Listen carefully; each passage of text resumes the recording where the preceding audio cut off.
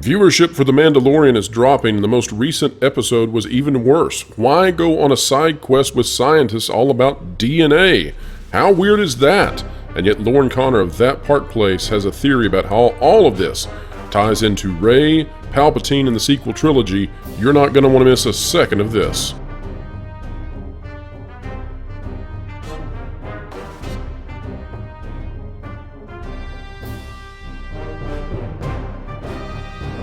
Explaining entertainment, keeping you ahead of the culture curve, it's what we do each and every day here on the WDW Pro channel.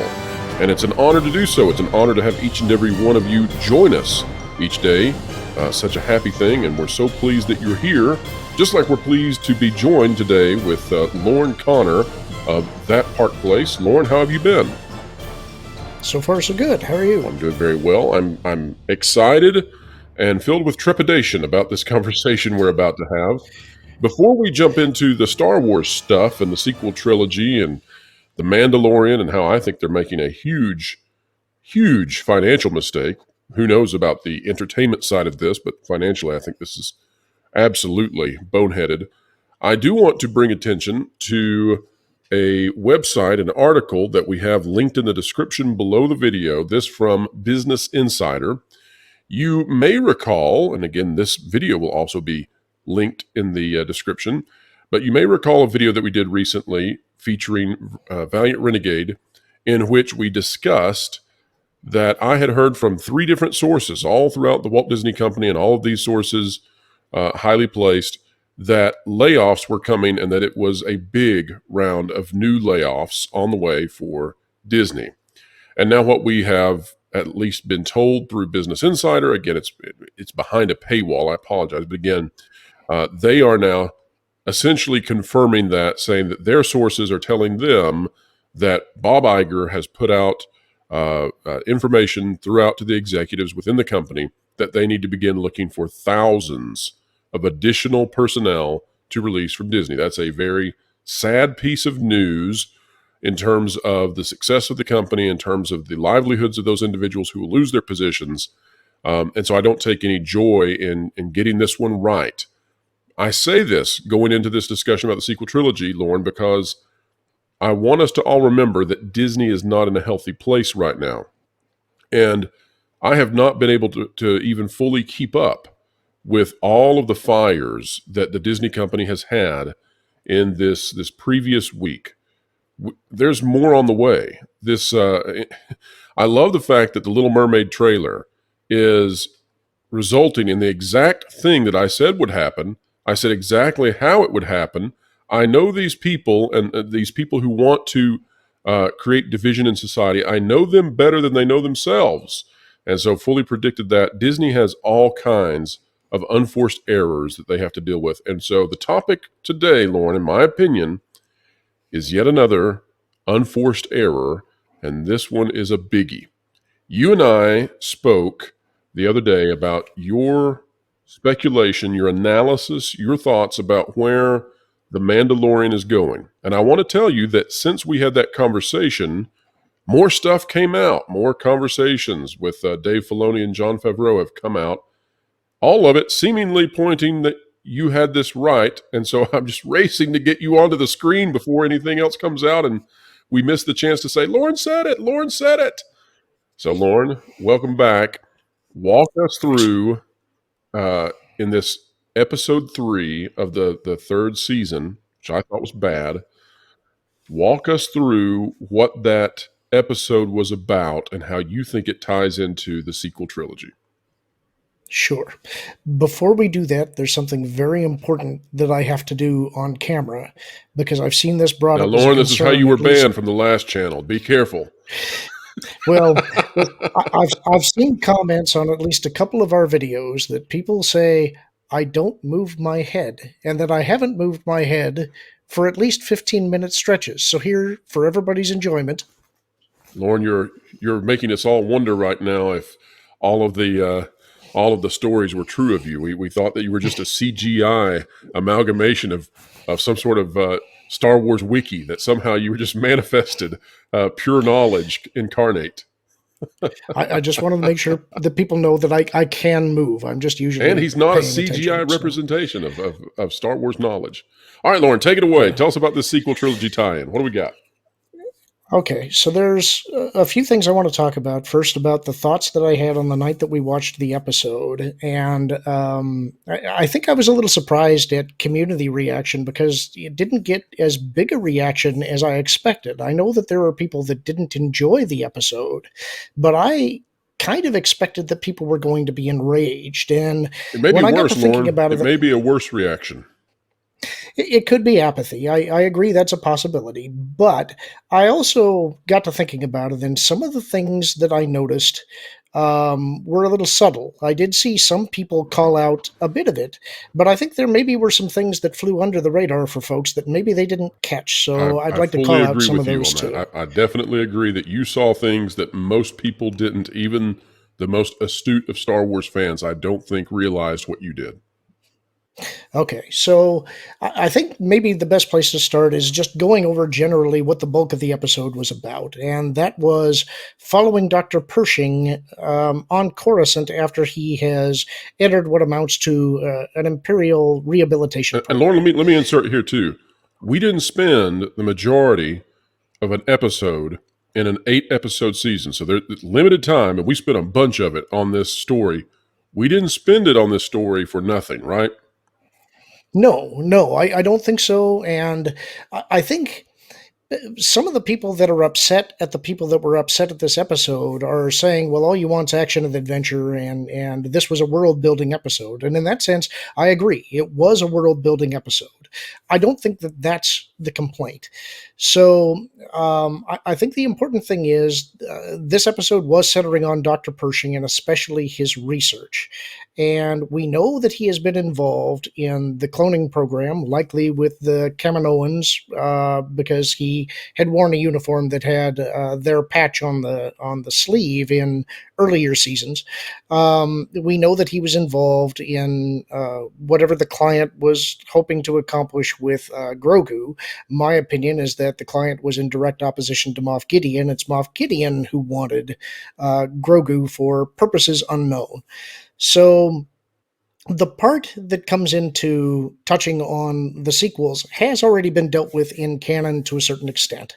We know that, according to The Rise of Skywalker, that Palpatine was resurrected, and the line was that somehow it involved cloning, dark science, secrets only the Sith knew, and that's really what Pershing is going on about. And Lauren, is it The fair to say that the DNA sequence, which to me felt a little bit out of place inside of this show, but that was significant, and they showed that because they're trying to go in that direction in a major way? So you're getting ahead of me I a little bit, but apologize. I took down the most important line in the episode, and that is, thanks to the groundbreaking work of the Kaminoans, we know that cloning can duplicate an individual from a single genetic strand. What my work explored was the hopes of combining multiple strands to create replicas that incorporate the best genetic attributes of both donors. Now, the emphasis there is mine, and I actually dispute one portion of that line that I think was poorly written, and that is the both donors part. So here's where I'm going to get into a little bit of the old EU and also a little bit of speculation. Take us So down this Star bef- Wars CRISPR technology they've got now. That's exactly what they're dealing with. So before Disney got involved with all of this, the old EU pretty much was kickstarted with the Thrawn trilogy. And in the Thrawn And trilogy, it hold was on, Lauren. revealed that, We also need to say too that the Thrawn trilogy, we believe that originally, when Jon Favreau and Dave Filoni were working on this Mandoverse, this New Republic era, that Thrawn was and may still be a part of this, right? And so yes, when you're throwing that out there, there's a reason that there's a high degree of connectivity between the original Thrawn stories and what we're doing now. to a point. I think that what you're getting are some seeds. I don't think that what you're actually going to get is what the Thrawn trilogy No, I agree. was, They're but they're sort of going to stealing take some of the parts from it or taking from it. exactly. So In the Thrawn trilogy, it was revealed that the Emperor had a storehouse of secrets on a planet called Wayland, and that the important storehouse was in a mountain called Mount Tantus. And there, Sparty cloning cylinders were used. The Emperor had well, let's go back a little bit to the Clone Wars prequels. So, what Timothy Zahn speculated in those novels was that you could grow a clone, but it wasn't particularly useful because clones grew slowly. If you tried to grow them quickly, they would go mad, and they couldn't solve that problem. One of the things that Grand Admiral Thrawn figured out was that this was a kind of force interference, and that the way that you got past that difficulty was there was an animal called a Ysalamiri that had the special attribute of being able to push the force back in a bubble. And if Thrawn harvested these creatures and put them around the cloning centers, he could grow clones rapidly, and that solved a cloning problem. I think in the new canon that what they're establishing is that the Kaminoans were cloning masters. They had a secret sauce that nobody else in the galaxy had. They knew how to produce clones, and I suspect that they could produce a normal clone just fine. The issue is with trying to clone the Jedi and anybody who is acutely force sensitive. And I think that that's probably going to tie into midichlorians and the replication of life. This is something that Darth Plagueis was supposedly trying to work on, according to what Palpatine tells Anakin. And so my speculation is that in the Bad Batch, Mount Tantus has been reintroduced. So has Wayland. They introduced at the end of season 1 that the Kaminoan cities were bombed, and most of the Kaminoan scientists were killed, except for one or two that were recruited for the Emperor's new cloning project at Mount Tantus. I'm guessing, and I will say here, I have not caught up to the Bad Batch season 2, so there may be some things that have been introduced there that I haven't seen yet and I'm not aware of. But my guess is that the Kaminoan scientists are not fully cooperating with the Empire. They're not giving them the secret sauce. And eventually it turns out that they're just not able to clone Jedi. Every time that they attempt to do so, what they get is a deformed mess. And so they start playing with this new technology that Pershing has been iterating. And what Well, that now, does Lorn, is, as pause you there because I think you brought up something that we need to think about for a moment. You said okay, cloned messes when trying to clone the Jedi. correct. Anybody come to mind on a character that might have been created by that means as Dave Filoni works to do his magic again? Everybody recall now, Dave Filoni is sort of the fixer who came in and made all of this material around the prequels that made people appreciate the prequels more, even though they may have very much disliked the movies themselves. Feels to me right now like Dave Filoni's job is to fix the sequels, and I'm just not sure that's possible. But who's that character that you think might be what we're talking about? Well, it's obviously Supreme Leader Snoke, who is used as a puppet for Palpatine to manipulate, according to The Rise of Skywalker. That was a pretty big retcon that Abrams threw in there. Um, but I think it goes a little bit further than that. I think this also explains why you see it was originally introduced in Rebels, that the Inquisitors were using the body of um Luminara Unduli. Her deceased corpse had been preserved in order to lure other Jedi out for capture. But later on in the Obi-Wan series, it was revealed that in the Fortress Inquisitorius that they had what appeared to be hundreds of bodies there that were all preserved in stasis. And I believe the reason why is for this essentially CRISPR technology that they're using to steal portions of genetic code to recombine into a sample strand that would then be used. Now, here's my speculation, and I'm going to get into something that I have been working on for a little bit. About a month ago or so, you said that you had heard that higher ups at Disney had said that they had determined that the storytelling choices that they had made in Star Wars and the losses that had incurred in the audience and revenue Yep. were acceptable. Well, at And least at that least really, they were going to accept them. I don't know. right, Right, right.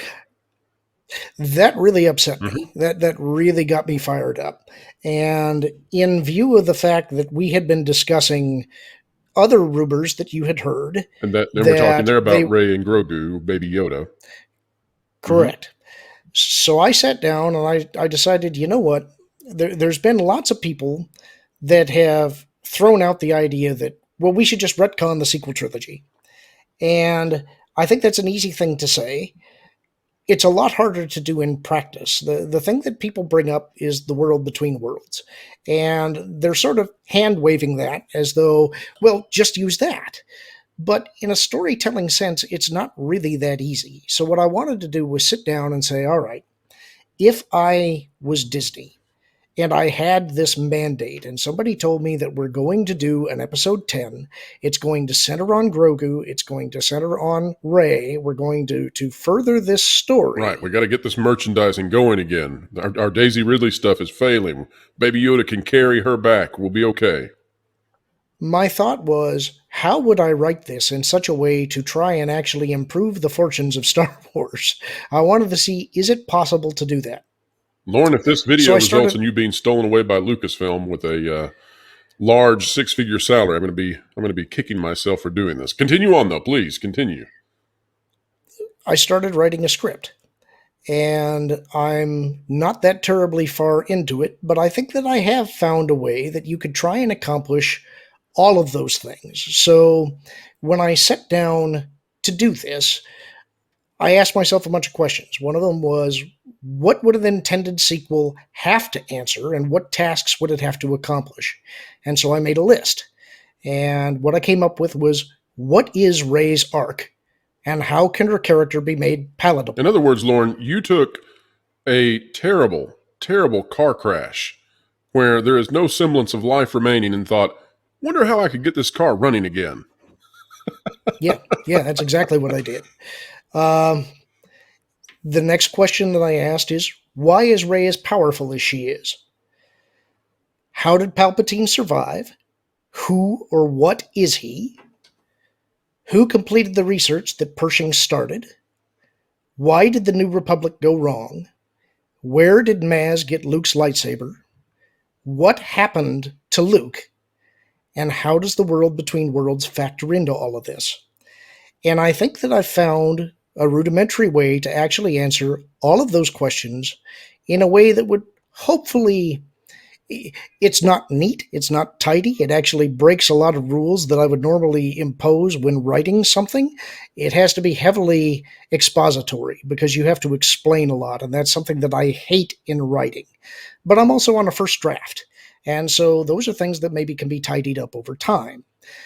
The point that I'm trying to get to is that I do think there is a method to do these things. And I think that what we're seeing now in The Mandalorian actually dovetails with that.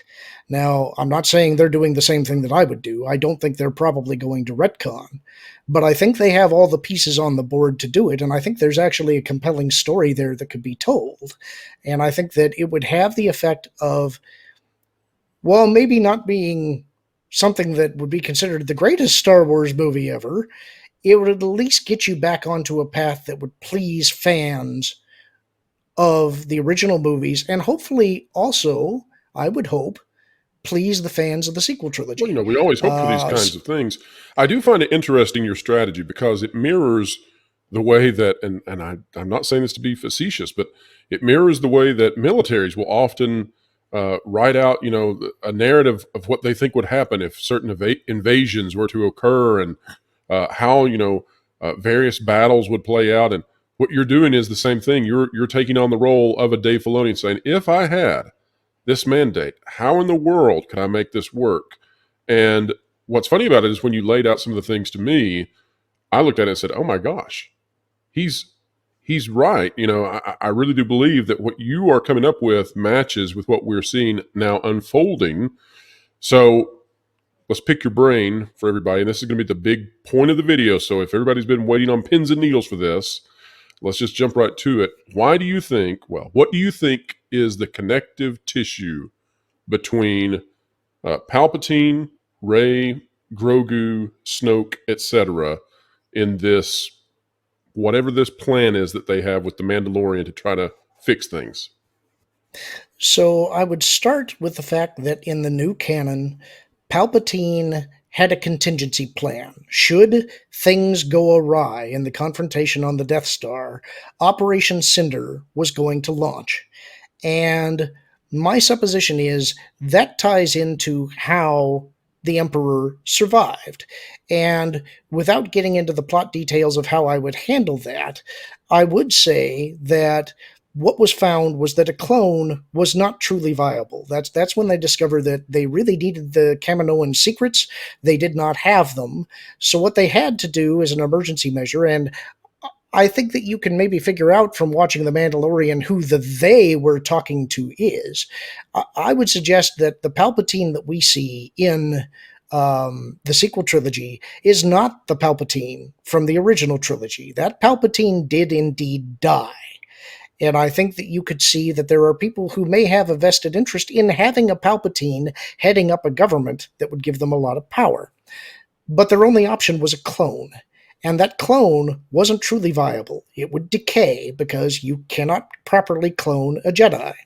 So what Pershing's research does... Wait a minute. Are you suggesting that the Emperor is a Jedi? I'm suggesting that he is heavily force sensitive, being a Sith. I'm protecting you, Lorn. I could feel the comment section exploding at that moment. Right. The issue that I think is that a high concentration of midichlorians prevents a clone from being made of a Jedi or a Sith or any highly force sensitive individual. Sure. And so when they're able to create this husk that is the Palpatine that you see in The Rise of Skywalker, that's kept alive by the Omen mechanism, all of these machines and things that keep him suspended in the air. But what he truly needs is a viable host. And so I would suggest that what they did instead was not create a clone, but a blank. Think of a blank body without any real features, but that when implanted with a strand cast, which is this CRISPR genetic data that is built out of several different donors, in the right combination, you could then create a living being that would grow naturally, which is who Rey becomes. Uh-huh. And I would suggest that the donors for this blank would be Palpatine himself, part of his body. Here it is, folks. Here's the big one. Here's what we've been waiting on, Lorn. All right, what we got? That part of his body that is retrieved prior to his actual death. Luke's hand from the end of The Empire Strikes Back, which the Empire retrieved. Potentially Ezra, although I'm not entirely sure about that one yet. Obi-Wan Kenobi, Quinlan Vos and/or Cal Kestis, and Grogu. And I would suggest that Grogu's blood was the stabilizing element that allows this process to work. But no Anakin. That's why... No Anakin, no. Okay. Is that because he's the chosen one? It more has to do with the fact that I don't think that Palpatine would have been interested in storing Anakin's genetic material, because Anakin was the one real threat to him, and that could be used against him. So I think that Luke's donation there would be sufficient. So you're suggesting, let me just make this very simple for the people who maybe are not as involved in Star Wars. You're suggesting, and I think this makes a lot of sense as I try to hang with you, but it makes a lot of sense to me based on what I've been hearing. You're suggesting that the fix that Filoni is going to try to attempt to explain how Rey is so powerful, so mind-numbingly adept at everything instantly in the sequel trilogies, is because she is the amalgamation of all of these very powerful characters, both from the prequels, the originals, and the Filoni projects that he's worked on, all of these powerful characters, their DNA brought together in this thing they're introducing now in The Mandalorian Season 3, that Rey is a product of all that, and therefore she is so powerful because she is the combination of all of these powerful entities. Is that correct? Correct. It also ties into the quote at the end of that movie where Palpatine claims that he is all the Sith, and she replies that I am all the Jedi. And that could also, although I hate this, it could also explain why she hears all the voices at the end. I've always felt that's been terrible storytelling in the sequel trilogy, because in the Zahn trilogy of books at the very beginning, Luke has a final encounter with Obi-Wan's ghost, and Obi-Wan basically tells him that there are forces beyond his control that do force him to move on, and I think that's a necessary step at this point of the hero's journey. You can't lean on your teacher forever, and these ghosts just shouldn't be hanging around forever either. They should have a finite end point. But since that has been introduced here, you sort of have to live with it if you're going to try and make this work. So Gotcha. that's something that I think is potentially that's something that they could lever in there.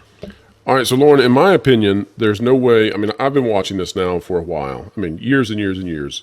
And from my vantage point, I do not think that Star Wars is ever going to be anything like it was as long as they hang on to the sequel trilogy. I'm not saying that as someone who wants it to be taken out from a narrative standpoint. I'm trying to look at this in an unbiased way, looking at the market and what the market is saying. The market being, fans of all different varieties. And I just cannot see any longer a viable path with the sequel trilogy sitting there. It's just so bad in what it does to the original characters that I think it's unforgivable to the large market. Maybe in 10 or 15 years, maybe you could get past it, but I don't see how you can take the original characters, do what they did to them. I mean, just eviscerate their victories, eviscerate their characters, their virtues, and move on. I don't see it anymore. Maybe there was a time when I thought that was possible. Do you think there's a path forward? You've been game planning this out. Do you think it's possible for them to make it palatable? Yes. And I think it could be done in such a way that it gives Rey an arc, but also undoes the sequel trilogy without necessarily sacrificing the characters. And so what I would suggest to people, and I don't want to get into all of this because some of this, if I do manage to finish this project, I don't know for sure that I will be able to. But if I do, I would want some of those things in the script to be a surprise. So I don't want to give those things up. But if I was going to tell somebody how I would be looking at things, everybody brings up the world between worlds. And this is a factor there. It is a factor in the story. What I would say is, though, there are two things that I would look at. One is when you see the world between worlds in Rebels, pay attention to the environment. There's something there that I think can be, it's a metaphor. It's subtle, but I think it points to what the world between worlds means in the story. The other thing that I would suggest to people is that part of the reason you can't just hand wave the world between worlds, which is that if you pay close attention, it has rules to it. And one of those rules that I think is important is not just anybody can get in there. In fact, I believe Palpatine is wholly prohibited from going there. He attempted to, but what he attempted to do was unnatural, as all things related to the Sith are.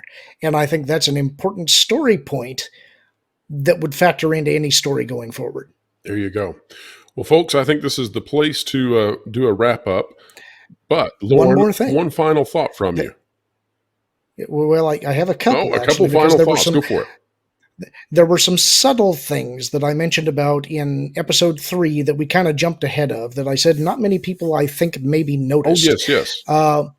And I think these definitely point to what's going forward. One is that, do you remember the scene when Pershing and the Imperial officer, I can't remember her name, when they were at the parade grounds on Coruscant. What do you remember about that scene? Well, I'll be honest, it was quite a blur to me because it was not all that interesting. I apologize, but Okay. I would tell people pay real close attention to the audio cues in this episode. well, I would Now, have definitely missed that, Lorn. That would have I definitely did missed. Although I think you're referring to a bit of music from a different Star Wars entity there, right? correct, Okay, and that has been noticed by other people.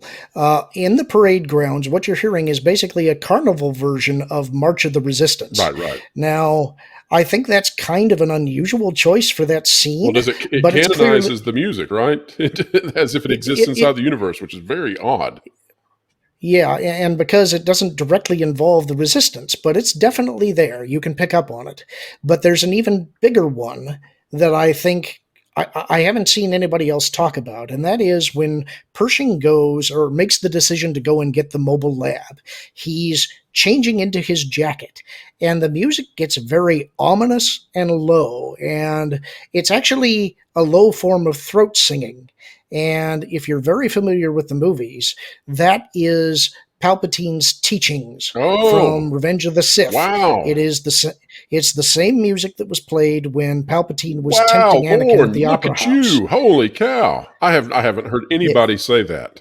What a catch. th- there's one other odd one that doesn't make any sense to me at all, and it may just be my ears playing tricks on me, and that is when Pershing is placed into the mind flayer at the end, and there's this weirdly almost chirpy music. I think that was a psychedelic version of Jabba's Baroque recital from Return of the Jedi.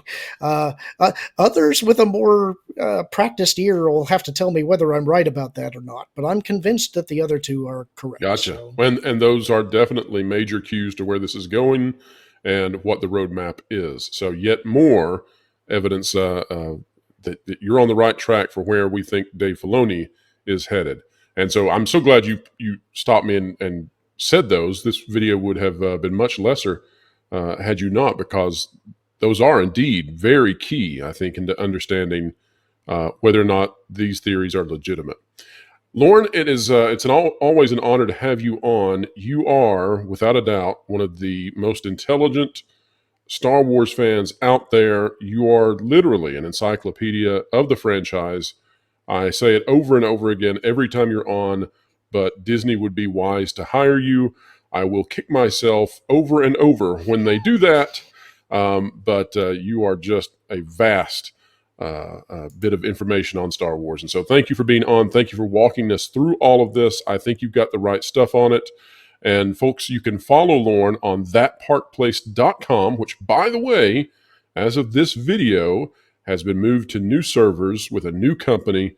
And we should be getting ready to roll out a lot of brand new features and exciting things with that Park Place to go along with the WDW Pro channel, launching all kinds of new features as well, including the Pro Show, which will be going live this Thursday, 5 to 7 p.m. Eastern Time. And then we'll be doing live shows every Thursday, 5 to 7 Eastern Time from there on. So lots of changes coming. We're closing in on that 10,000 subscriber mark, and that means memberships are on the way. And it's just, like I've said before, it is such an honor that people want to spend time with us. But when I hang out with somebody like Lorn, it's easy to see why, because of just all the great thoughts and all the knowledge on this subject matter that you have and the other guests that I get to share time with. Folks, if you like content like this, click the like button, share, subscribe, hit that notification bell, and don't forget to drop a comment down below, because we really do care about your thoughts. Wherever you are, whatever you're doing, keep learning, keep growing, and keep having fun.